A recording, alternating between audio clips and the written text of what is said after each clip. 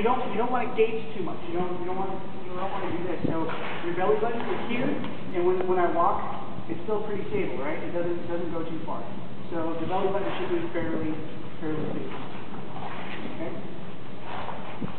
That's a jab or a passing step. An offline step is when we go one direction or the other. You want to think of this as a sideways step. So I'm going to step offline, up, and then back. Offline, yes. And I always want to go with the same foot in the same direction. So if I go left, the left foot moves first. Okay? And if I go right, the right foot moves first, assuming you're in a right foot stance. The reason is if I'm facing my opponent, I go this way, I step left. What did I just give him? I gave him my back. Don't really want to do that. But if I step with the right foot first, I can stay facing. So I want my center line, my belly button, always facing my opponent. So I'm going to step on the same side. So you can switch feet, of course. But you don't really ever want to do this because then you're off balance and you give them your back and you don't want to do it.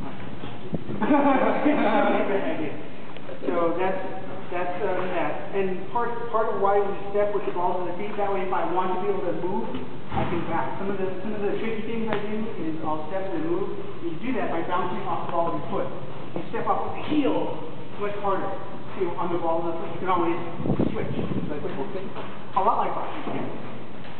And then finally we have a compass step or a pivot. And that's when you're a human gait, right? One leg is the gait, one leg is the hinge, and that's when we pivot. And we do that to clear our body. And you generally pivot away from your opponent. You don't generally pivot towards your opponent, because again, if I'm here and I pivot towards, I'm giving him my whole, we don't really want to do that. So usually you pivot to clear your body. So you do footwork in combinations, just like you do sword work in combinations. So stepping forward and hitting somebody is fine. But if I can step forward and just offline and then hit, it's better, right? Because I've hit him and I've got out of his line of attack. So generally, when you do footwork, you do it in combinations just like weightlifting. Especially for basket swords, you really want your blade work and your foot to happen at the same time. So very rarely do you just go whack. Usually you step forward and that gives you some of the power. When you gather in, you range, and you step and you clear. So you have to do footwork combinations. Does that make sense?